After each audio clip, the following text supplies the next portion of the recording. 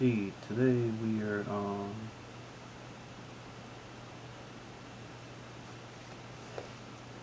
I think it's chapter 5. Really need to get a bookmark.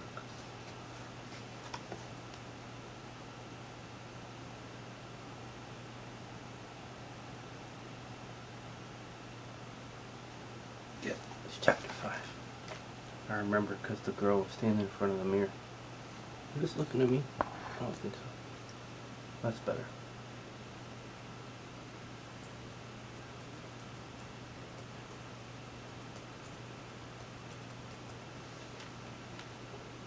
Turn. And Poppy obeyed her big sister's command, pivoting her stocking feet on the ottoman of the Sparrow's bedroom. "Wow!" Ryla exclaimed. Stepping into the tiny room tucked behind the parlor, Aunt Poppy's wedding dress was almost finished. Sparrow still planned to sew tiny pearls into the bodice after she finished adding a layer of lace over a silk skirt. Sparrow motioned for Ryla to shut the door, then stuck a half a dozen pins in her mouth and waited for the bride-to-be to turn again. Aunt Poppy grinned in greeting. She'd been grinning a lot lately. Ryla figured it was because she was happy and in love. Poised on the ottoman in the warm lamplight, she looked positively radiant. Didn't even resemble a former hippie-turned-innkeeper, but a princess in a fairy tale gown. Her hair was twisted up off her neck and knotted with a holiday scrunchie. The form-fitting dress proved that Aunt Poppy's weight-lifting sessions in the barn were time spent well. The wedding silk had been ordered from a tailor in Japan, recommended by Mr. Tamro. Sparrow had requested pale gold for 2 reasons. It was a Christmas color, and it was her sister's 5th trip to the altar. But Aunt Poppy had insisted on reordering white silk. After all, it was the groom-to-be, Jose's, first trip down the aisle. He was a musician from Montana, who had made Harmony House his home away from home. Ryla had thought the whole argument was ridiculous. Brides should wear whatever they wanted. When the silk arrived, it wasn't white after all, but off-white. Ryla suspected it was one of Sparrow's on-purpose accidents. A big sister, little sister jab. Didn't live, Sparrow said. Huh? That's what I was thinking. Huh? Sparrow removed the pins from her mouth. Don't leave, you're next. Ryla nodded. Her bridesmaid's dress draped over the ironing board was made of holiday gold, originally intended for the bride. The satiny material sparkled in the light. She loved the dress. Poofy arms, a poofy skirt.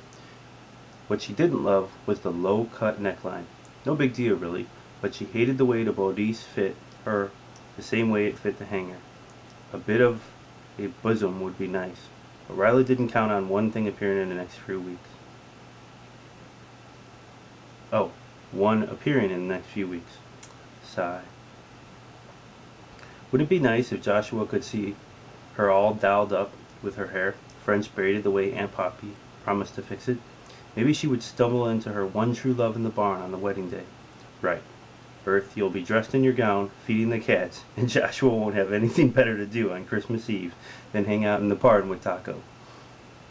Ryla laughed to herself. Even better was the thought that her father would see her in the la-da-da-la dress and see how grown up she was. Ryla shivered. Thinking about him made her nervous. In a matter of weeks, he would be right here at Harmony House. Yikes. Ring. Should I get it? Ryla offered. No, Aunt Poppy said. Jose is stationed at the registration desk. Ryla acted appalled. You mean, he just arrived and you've already put him to work? Aunt Poppy flung a thimble at her. Well, if he's going to be an Earth, he better learn the bed and breakfast business. Oh, please tell me he's not changing his name to Earth. Ryla hated the way Earth sisters imposed their philosophies on people around them, like expecting homeschoolers to snack on sesame samolia bagel bits.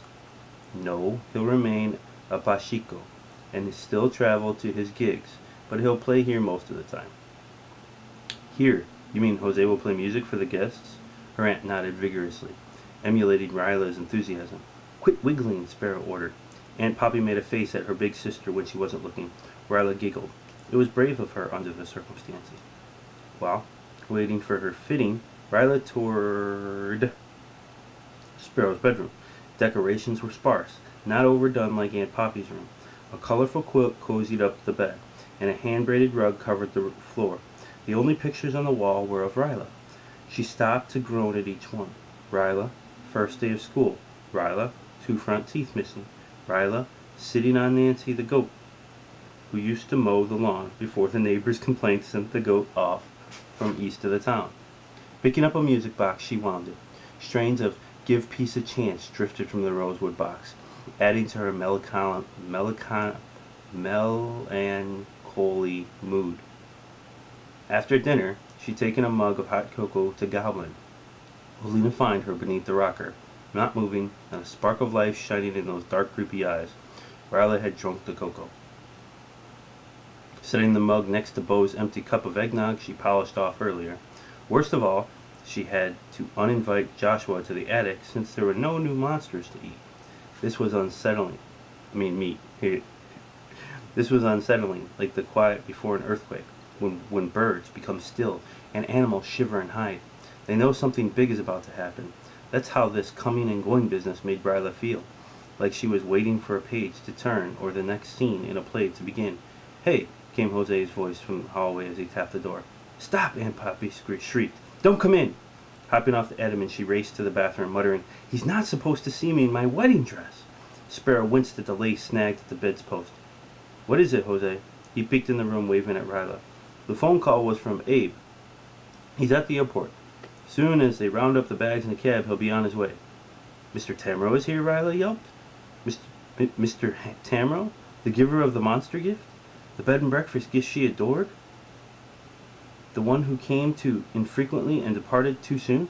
He was here, at last? But reality filtered into Ryla's memory. On Mr. T's last trip to Finland, he got married. Not only that, but his bride, Mina, a widow, had kids, twins, 2 4-year-olds. Never again would Ryla have Tamro all to herself. Now she would have to share him with Flopsy and Mopsy, or whatever the heck their names were. She'd forgotten. "You have not forgotten," your inner voice scolded. "It's Alexis and Elias. The names were burned into your memory the minute you got the news." "Oh, hush up," she whispered at her inner voice. She didn't want to know their names, and certainly didn't want them coming to Harmony House with her Mr. Tamro. "Humph!"